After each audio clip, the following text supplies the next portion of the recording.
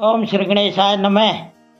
मैना का कोप भवन में प्रवेश, भगवान शिव का हिमवान के पास सप्तऋषियों को भेजना तथा हिमवान द्वारा उनका आदर सत्कार, सप्तऋषियों तथा अरुंधति का और महर्षि वशिष्ठ का मैना और हिमवान को समझाकर पार्वती का विवाह भगवान शिव के साथ करने के लिए कहना।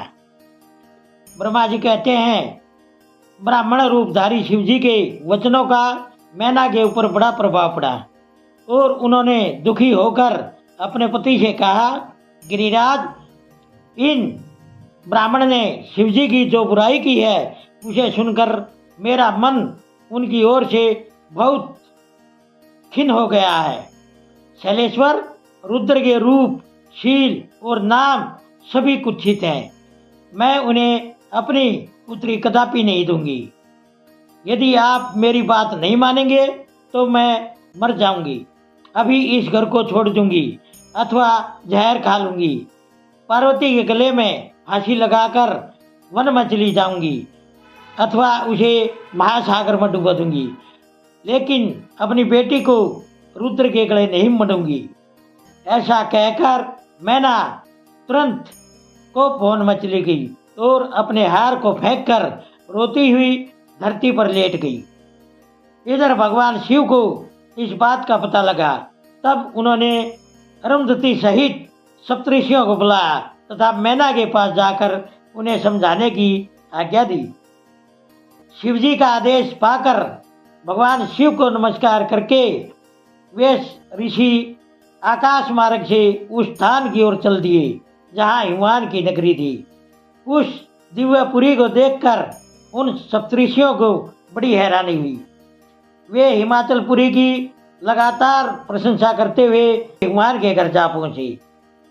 उन तेजस्वी सातों ऋषियों को दूर से आकाश के रास्ते आते देख हिमवान को बड़ी हैरानी हुई। वे बोले, ये 7 तेजस्वी मुनि मेरे पास आ रहे हैं। मुझे कोशिश करके इस समय इनकी पूजा करनी चाहिए।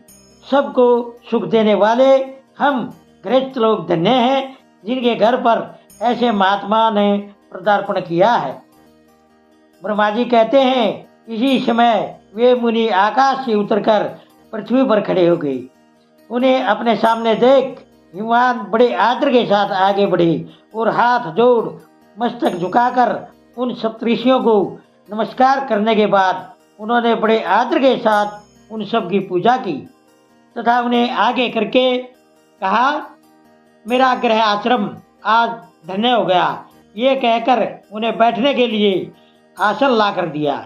जब वे आसनों पर बैठ गए तब उनकी आज्ञा लेकर हिमवान भी बैठे और वहाँ उन महर्षियों से बोले। हिमवान ने कहा, आज मैं धन्य हूँ, मेरा जीवन सफल हो गया।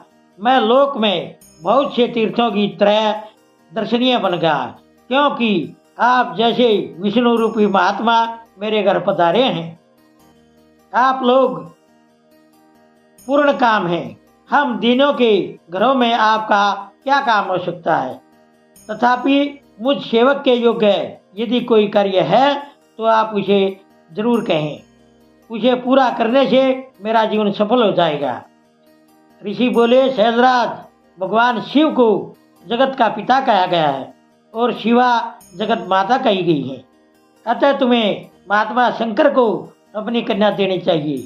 हिमालय, ऐसा करके तुम्हारा जन्म सफल हो जाएगा तथा तुम जगत गुरु के भी गुरु हो जाओगे, इसमें कोई संशय नहीं है।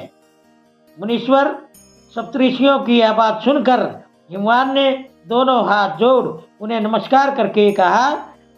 हिमालय बोले, महाभाग सप्तऋषियों, आप लोगों ने जो बात कही है उसे शिव की इच्छा से मैंने पहले से ही मान रखा था, किंतु प्रभु, इन दिनों एक ब्राह्मण ने आकर भगवान शिव के प्रति बहुत सी उल्टी बातें बताई हैं। तभी से शिवा की माता का ज्ञान भ्रष्ट हो गया है। वे अपनी बेटी का विवाह उस योगी रुद्र के साथ नहीं करना चाहती। ब्राह्मणों, वे बड़ा भारी हट करके मैले कपड़े पहन कोप भवन में चली गई हैं और समझाने पर भी नहीं मान रही। मैं भी उस वैष्णव ब्राह्मण की बात सुनकर ज्ञान भ्रष्ट हो गया हूँ। आपसे यह बात सच कहता हूँ, भिक्षुक रूपधारी महेश्वर को बेटी देने की मेरी भी अब कोई इच्छा नहीं है।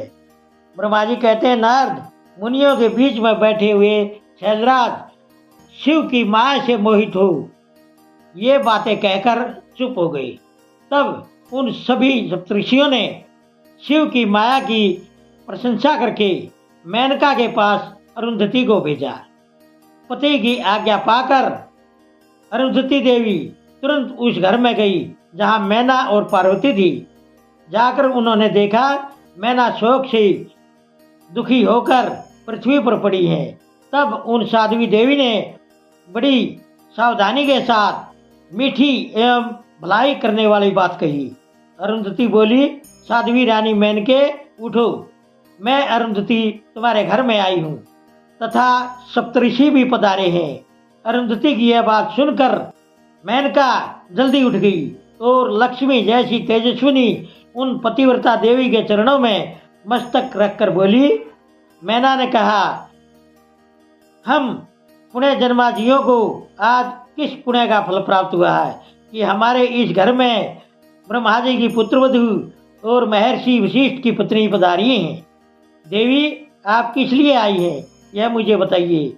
मैं और मेरी पुत्री आपकी दासी के बराबर हैं, आप हम पर कृपा कीजिए।